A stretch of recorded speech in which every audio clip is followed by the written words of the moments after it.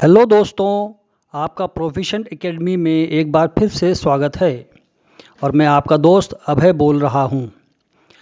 आज की इस वीडियो में हम मोराटोरियम 2 पे चर्चा करेंगे। 5 मई 2021 को आरबीआई ने एक नोटिफिकेशन के थ्रू इस मोराटोरियम 2 की घोषणा करी है। दोस्तों, जैसा कि हम सभी जानते हैं कि कोरोना की दूसरी लहर देश में जारी है और बहुत से छोटे उद्योग धंधों पर इसका असर पड़ रहा है। जाहिर सी बात है, बहुत से ऐसे छोटे बिजनेसमैन होंगे जिन्होंने किसी न किसी प्रकार का लोन लिया हुआ है और उनके बिजनेस ठीक से नहीं चल रहे हैं।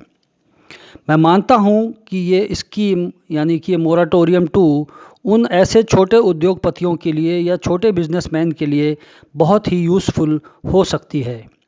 तो आइए जानते हैं कि आखिर ये मोराटोरियम 2 है क्या। दोस्तों, सबसे पहले ये देखने के लिए कि ये एक ऑथेंटिक न्यूज़ है और ये किसी भी प्रकार की फेक न्यूज़ नहीं है या इसकी ऑथेंटिसिटी जानने के लिए हम सबसे पहले इस नोटिफिकेशन नंबर को पढ़ लेते हैं।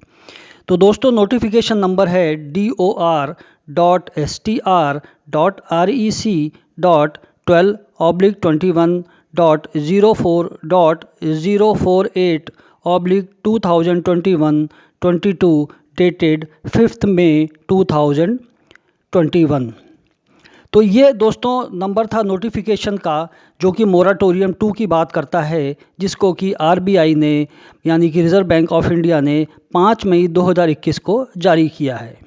दोस्तों, इस आपकी सुविधा के लिए मैंने इसका लिंक भी डिस्क्रिप्शन बॉक्स में दे दिया है, जिससे कि यदि आपको इस नोटिफिकेशन को देखना है या इसकी किसी भी कंडीशंस को अंडरस्टैंड करना है तो आप इस डिस्क्रिप्शन बॉक्स में दिए हुए नोटिफिकेशन को पढ़ सकें और उसको समझ सकें। तो दोस्तों, आइए जानते हैं कि इस नोटिफिकेशन से कौन कौन से लोग लाभान्वित हो सकते हैं और इस नोटिफिकेशन की कंडीशंस क्या क्या हैं। तो चलिए, कंडीशन नंबर एक ये कहती है कि बोरोअर्स का एमएसएमई एक्ट में रजिस्टर्ड होना ज़रूरी है। मेरा ऐसा मानना है कि आप लोगों को एमएसएमई एक्ट की जानकारी होगी।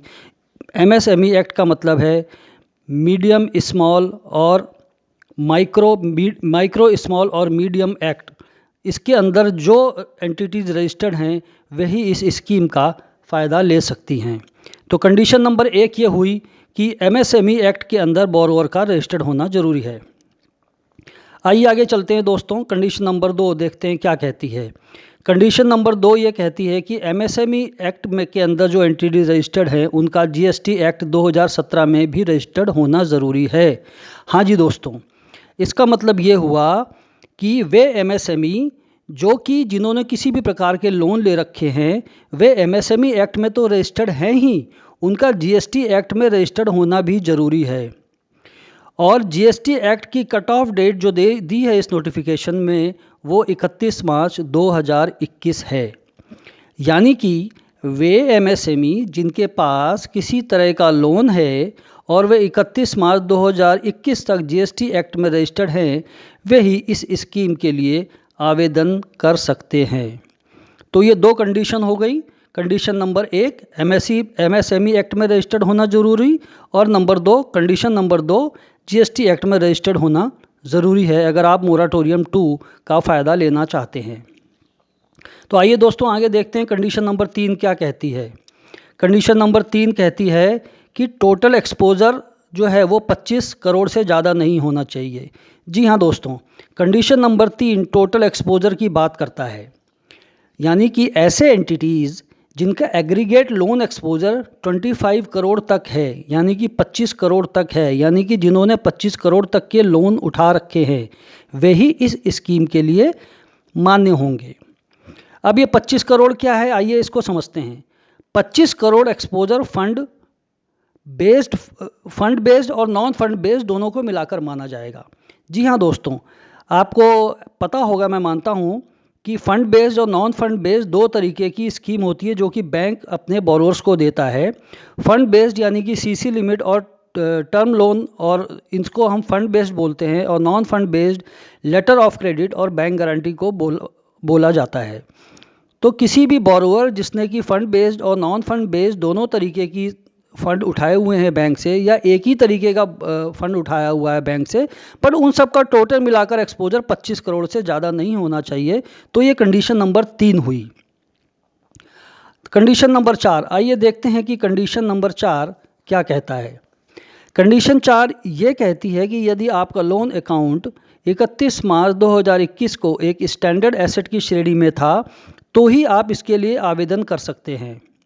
जी हाँ दोस्तों, ये इस कंडीशन का मतलब ये हुआ कि आपका लोन अकाउंट जो है वो 31 मार्च 2021 तक स्टैंडर्ड एसेट की श्रेणी में होना चाहिए, यानी कि वो एनपीए यानी कि नॉन परफॉर्मिंग एसेट नहीं होना चाहिए। आइए देखते हैं कंडीशन नंबर 5 क्या कहता है।